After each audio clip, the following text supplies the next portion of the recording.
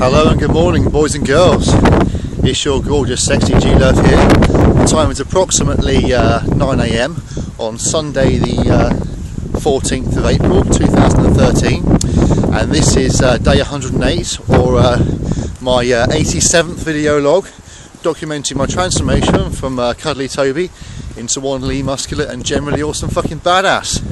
Okay, I weighed myself this morning and my average weight for the last 7 days was 186.06 or 04, very close to 186. And this means that in the last week I've gained approximately 0.7 of a pound.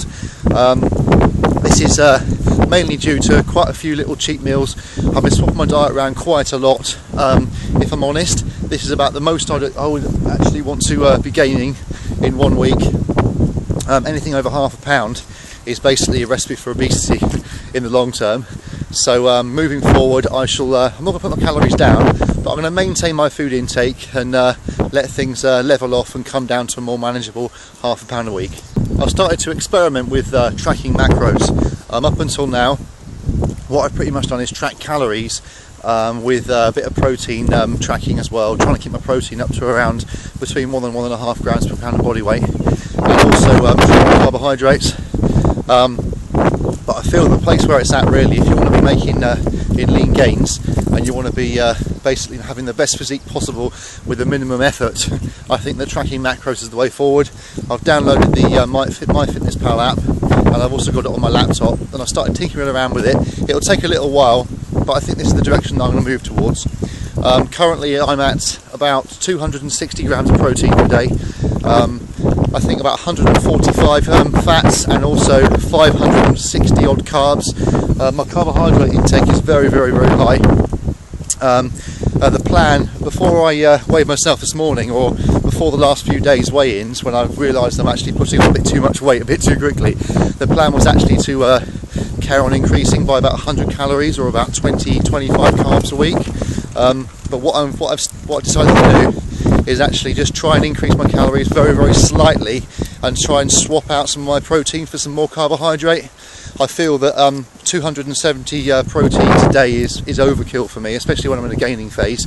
So what I've actually done is I've actually dropped one of my eggs from the morning. I was having five hard-boiled eggs in the morning. I'm now having 4, and I've replaced that with some extra carbohydrate. So I've upped my potatoes a little bit. I've taken away the sweet potato for the meanwhile.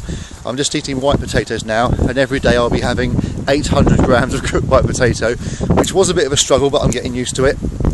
You know, sometimes when you're like lying in bed and you just have that kind of like that light bulb ding aha moment. One happened to me the other night. I was laying in bed and I was just thinking about my diet and what I'm eating and stuff, and then it just dawned on me something which was just so blindingly obvious that I didn't even realise it.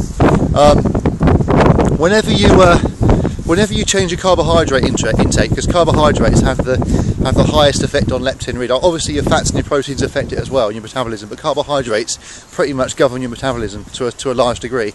Whenever you change your carbohydrate intake, what tends to happen, because your body is built for survival and it's built for maintaining homeostasis, which is basically just keeping everything the same and not changing too much. When you change your carb intake, your metabolism adjusts. So for instance, let's just say that you're maintaining on, say, 400 grams a day of carbohydrate, and you up it to 405. If you do it slowly enough, your metabolism just changes. It doesn't really cause that much of an effect on your body. But if you do it quickly, then your metabolism can't catch up. So let's just say that you increase your carbohydrate from 400 to 450 in 1 day. What's going to happen is you're going to start to gain weight, mainly fat. But after a few days, your metabolism actually picks up and it actually levels out and stops the fat gain, and plus also you release leptin, which will actually depress your appetite as well. So your body basically tries to maintain status quo, in the same way that if you're on 400 grams of carbs a day and you drop to 350, what will happen is instantly you'll start to lose fat or start to lose weight, depending on what you're doing in the gym. And over the course of maybe a few days or a couple of weeks, your metabolism will gradually slow down to basically stop your body weight decreasing. If we didn't actually have this mechanism in our bodies, what would happen is as soon as we were short on food, we would just die. But the body is very, very clever. But unfortunately, for those people that are aesthetically minded and they want to improve their physiques and live a bodybuilding lifestyle, it kind of works against you because your body prioritises survival far, far, far more than it prioritises six-pack abs. So, got this car go past. So I was in bed the other night, and I was thinking about how whenever I start a leaning out phase, what I tend to do is I tend to drop my carbohydrates or drop my calories in general. First mistake I was making was dropping everything by the same amount. What I need to do the next time I cut is I need to just think about carbohydrates, and this is where counting macros comes in as well.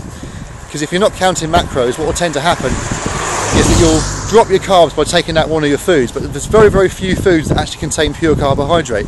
So you'll think you're dropping 100 carbs, but you're actually going to be dropping, you know, 80 carbs, 10 proteins and 10 fats, which isn't actually going to be as beneficial, because obviously you need your protein. You don't want to be cutting protein. So yeah, so I was thinking in bed, and I was thinking to myself, hang about, what I tend to do is when I start a diet, I start to gradually decrease my calories. But then I thought to myself, what's basically happening is I'm gradually decreasing my calories, and my body's saying, oh, the food intake is gradually dropping, I'll gradually drop my metabolism. In the same way that I've managed to, over the years, or over the last couple of years, I've built my metabolism up to a point now where I'm not a big guy, I'm like 186 pounds, and I'm probably about 12% body fat. But I'm actually maintaining, albeit with a high exercise level, I'm actually maintaining my weight on, I think, an average of 4,700 calories a day, and this is like twice what most people my size eat. And it's something that I've managed to do over the course of a few years, gradually walk my metabolism up to a very, very high level. And in bed as well, I was thinking to myself, it gradually or quickly dawned on me the correlation between your carbohydrate intake and your fat losing potential. The higher your carbs are a day, the more leeway you've got to take carbs away and actually cause yourself to lose fat and to lean out and get a six-pack or do whatever or just basically just look fucking awesome.